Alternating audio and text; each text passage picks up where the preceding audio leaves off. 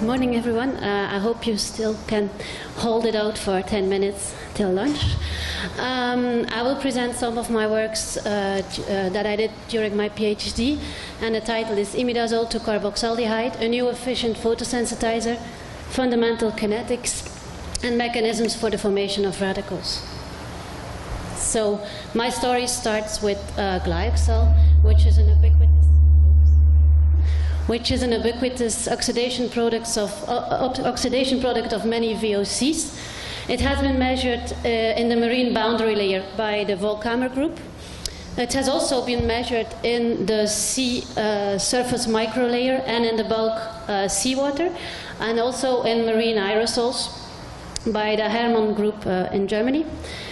And we know that glyoxal and ammonium sulfate can react to form nitrogen-containing compounds, as shown in this figure by Yu et al. And one of these compounds is imidazole to carboxaldehyde, which I will call IC from now on. So we know also that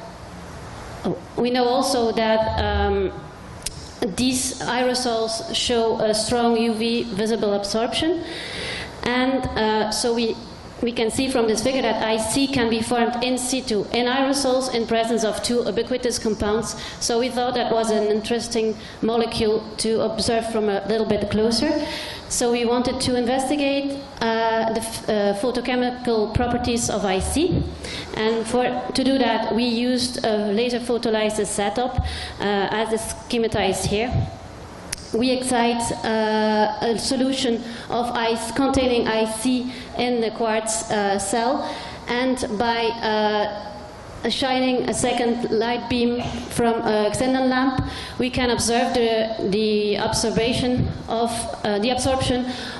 the excited state of IC. So this way, we could establish the absorption spectrum of the triplet state of IC, which is shown here.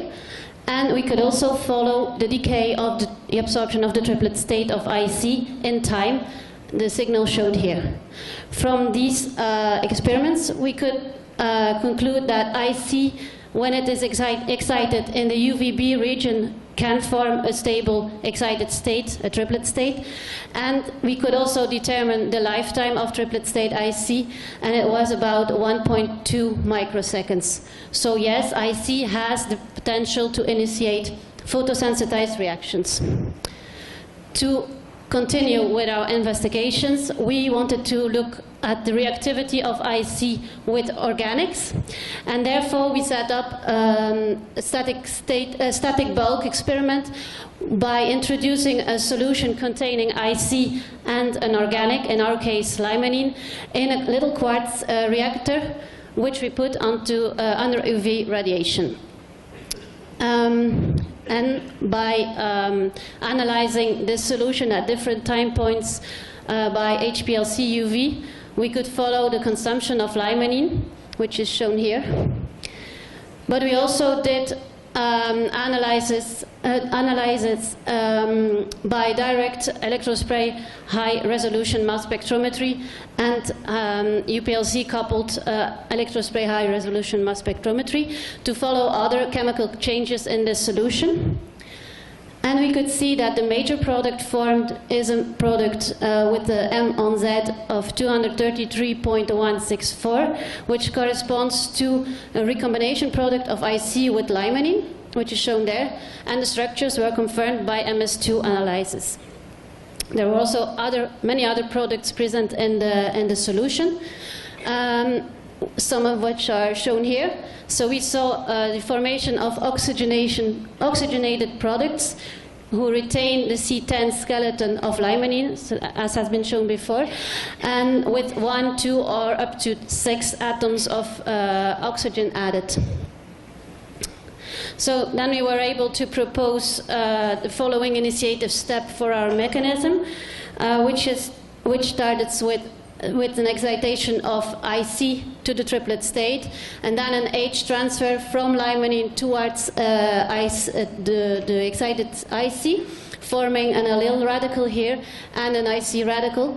And we can thus confirm that IC can photoinduce radical chemistry in the presence of an organic such as limonene.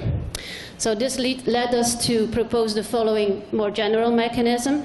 We have the triplet state IC, which will react with an organic present, and then can lead to the formation of recombination products, or by an addition of oxygen, lead to the carbon number retaining oxidation products, which I've shown here. As we know that IC is likely to be present in the marine environments because glycol and ammonium have been measured in the MBL and the SML, and we also know that imidazoles are produced by marine biology. We also investigated the reactivity of IC with halides. We did so by using the same laser flash photolysis setup as I've shown before, and we added different concentrations of iodide, bromide, and chloride. And this way we could determine the pseudo-first order rate coefficients for each of these iodides with our excited photosensitizer. So we determined that the reaction with iodide was very fast, close to the diffusion limit. With bromide it was much slower, but still there's reactivity. And with chloride, the reactivity is almost inexistent. So as we can see that the pseudo-first order rate coefficients are negatively correlated with the oxidation potential of each halide, we could propose the following reaction mechanism, which is could be initiated by an electron transfer from the halide towards IC, and that can lead to the formation of radical species such as this one, or to halogen molecules, which can partition to the gas phase. This mechanism has been indirectly confirmed by the measurements of IO in the gas phase, and that was done with the DOAS in collaboration with the Volkamer group in Colorado. As we know also that monolayers of organics modify the reaction at the surface, we were wondering, would IC show a different reactivity at the surface in presence of organics?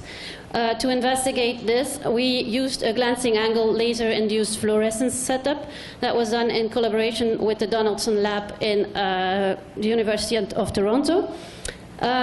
In this setup, we use a part of the classical laser setup, but the laser comes in at the surface of the solution under a very flat angle, so to excite only the upper few micrometers of the solution.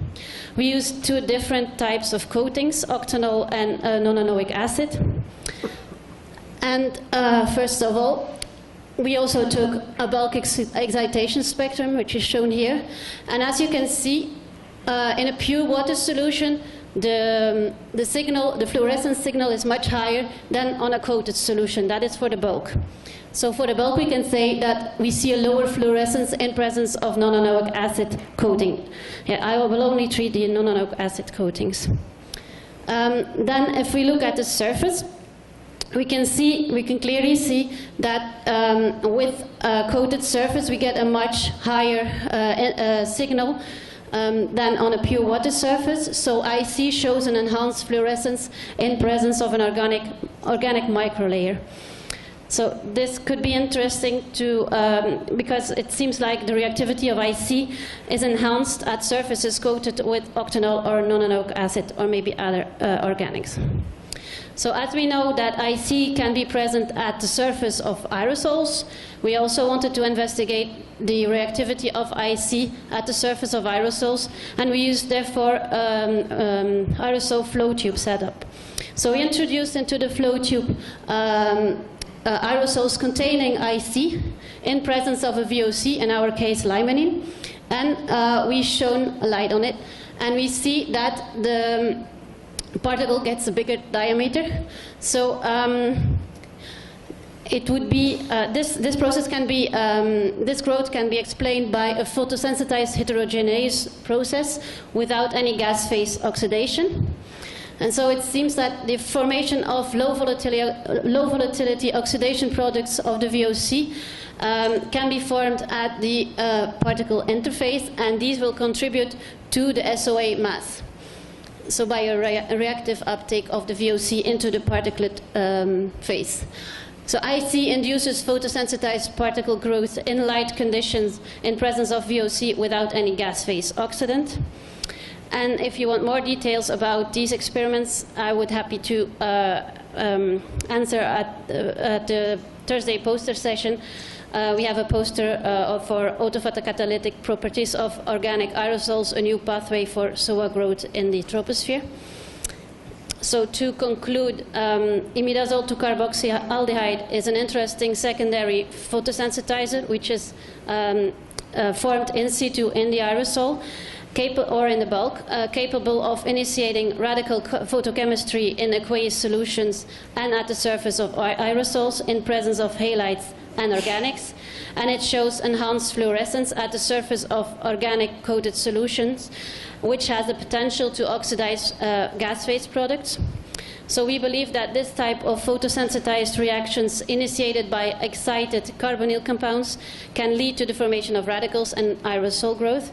And for further work, we want to investigate the oxidation of atmospheric relevant gas phase products, such as NO, on coated and uncoated surfaces. I would like to thank you for your attention, and I would be happy to take any questions.